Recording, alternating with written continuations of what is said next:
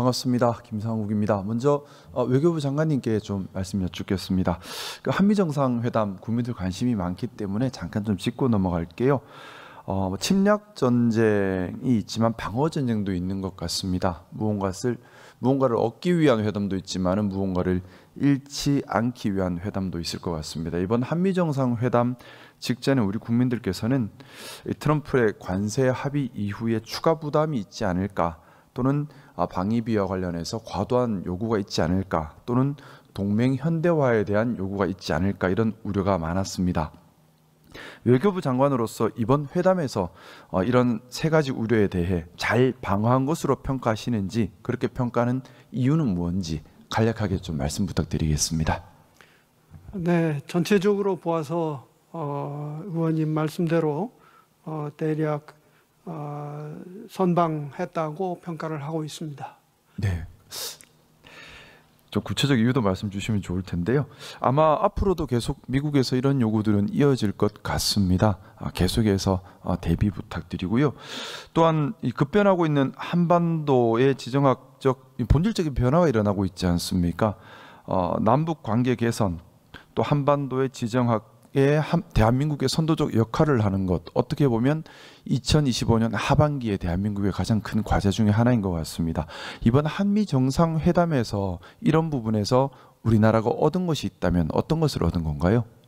우선 그 양국 정상 간의 깊은 신뢰 또 우위가 다투어졌고, 이를 바탕으로 트럼프의 리더십으로 잘 하면은 북한을 대화의 테이블로 견인할 수 있지 않을까, 그렇게 희망할 수 있게 됐습니다. 네, 트럼프는 그동안 보면 협상 상대국의 약점을 이용해서 과도한 이익을 요구하는 그런 경향이 있었던 것 같습니다. 그러다 보니 협상 상대국 지도자의 약점을 파거나, 또는 정치적 불안을 이용하거나 내부 분란을 야기하거나 이런 전략을 취했었는데, 사실 이번에 우리 한미 정상회담을 앞두고 안타깝게도 우리나라에서도 이 국익을 위해서 하나가 되지 못하고 이런저런 정치적 이유 때문에 우리의 협상력을 떨어뜨리기 위한 그런 일부 극우 성향 사람들이 시도가 있었지요. 아마 장관님께서도 파악하고 있었을 것으로 알고 있는데, 구체적으로 어떻게 파악했으며 어떻게 대응했고, 또 앞으로는 또 어떻게 대응해 갈 건지 한미 외교에서 중요한 부분이 될 것 같은데 의견 구하겠습니다. 네, 국민 여러분들께서 잘 아시는 바와 같이 정상회담 불과 몇 시간 전에 트럼프 대통령의 트위터에 그런 것이 나서 저희들이 매우 신속하게 대응을 했고, 다행히 트럼프 대통령 본인의 입으로 페이크 뉴스, 가짜 뉴스다라는 얘기가 있었습니다. 그러나 이런 일은 계속되어서 최근에는 워싱턴 타임스에 깅리치 전 미 의회 하원 의장의 기고문도 있었습니다. 여기에서는 사실과 다른 것이 있었습니다. 그래서 저희 정부는 즉각 여기에 대한 대응 조치를 지금 하고 있는 중입니다. 네, 사실 국익을 위한 일, 특히나 한미 협상 이런 일들을 앞두고서는 나라의 힘이 하나로 뭉쳐야 하는데, 어떻게 보면 미국 측에 유리한 힘을 실어주는 그런 일이 우리나라 일부 정치 권력 또는 일부 극우 성향을 가진 분들 사이에서 일어난 것인데요. 지금 외교부 장관님께서 잘 대응하시고 계시겠지만은 돌발 변수지 않습니까? 앞으로도 계속해서 생겨날 수 있는 변수니까 예민하게 챙겨주시길 부탁드리겠습니다. 한미 정상회담 전에 한일 정상회담도 있었습니다. 근데 이 한일 정상회담 관련 조금 더 말씀 여쭙고 싶은데, 우리 외교부 지금 한일 과거사 대응 및 미래 지향, 이걸 한 항목으로 해서 예산 배정하고 있지요? 네, 그렇습니다. 네. 근데 한일 과거사 대응 그리고 한일 미래 지향, 어떻게 보면 성격이 반대인 로 볼 수도 있는데 한 카테고리로 묶어 놓은 이유가 있습니까? 특별한 이유가 있다기보다는 관련 항목을 전부 하다 보니까 그렇게 됐고요. 또 사실은 두 가지를 결국은 대승적 차원에서 같이 추진해야 된다고 생각합니다. 네, 이제 같이 추진해야 하는데 2024년 기준으로 보면 7억 9,500만 원 배정했는데 그 중에 5억 3,700만 원만 집행해서 집행률이 좀 저조한 것 같습니다. 왜 그렇게 집행률이 저조하다고 생각하십니까? 네, 사실은 그 상당 기간 외교에 공백기가 있었습니다. 그래서 그것이 가장 큰 원인이었다고 말씀드릴 수밖에 없습니다. 2024년이면 윤석열 정부 시절이지 않습니까? 윤석열 정부 시절에 대일 외교를 매우 중요하게 여겼던 것으로 알고 있는데 그럼에도 불구하고 실제 집행은 별로 없었던 것이네요. 네.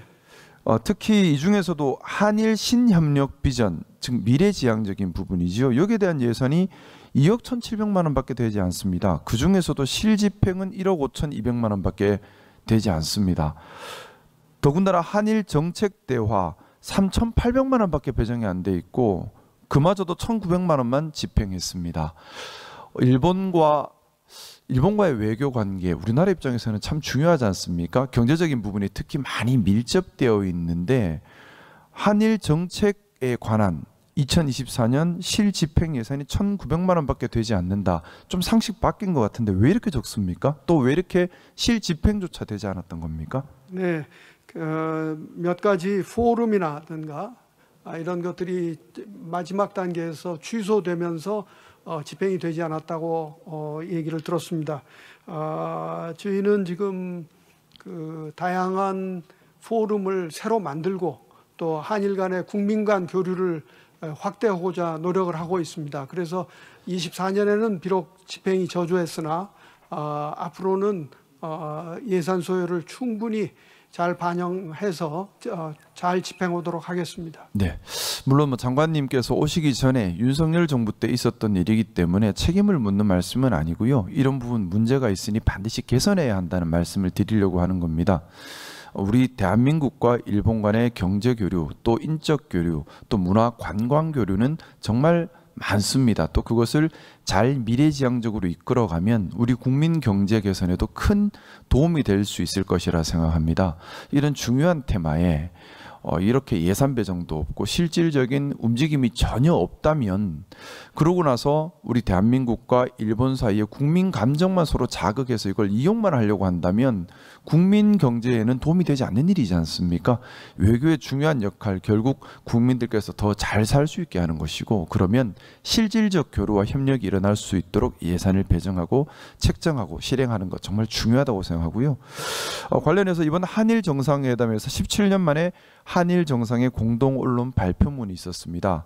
장관님 잘 알고 계시겠지만 미래 산업 및 사회 문제에 대한 협력을 확대해야 한다. 그리고 청년 교류 및 인적 교류도 확대해야 한다. 또 영내 및 글로벌 협력을 강화해야 한다. 정말 중요한 부분들이고요.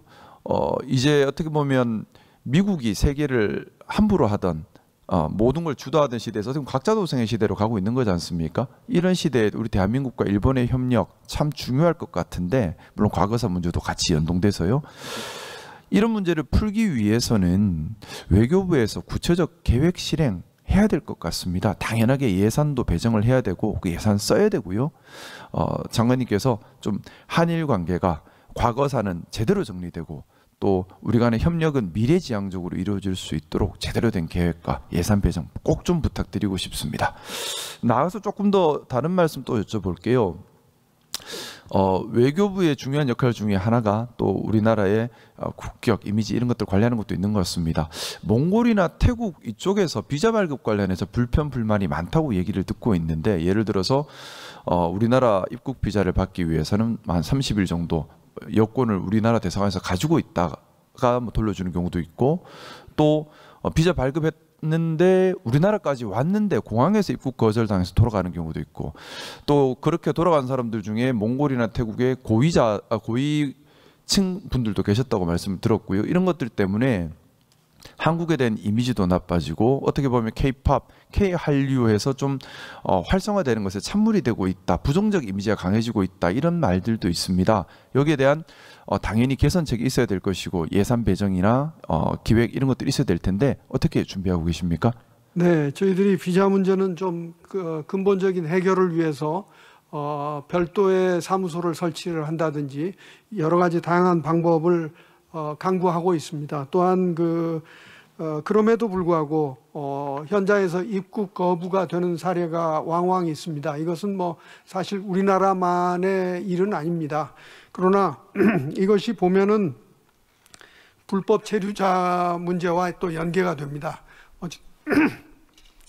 어찌됐건 의원님 지적하신 것을 저희들이 잘 살펴가지고 대한민국의 국격에 손상이 되는 일이 없도록 최선의 노력을 다하겠습니다.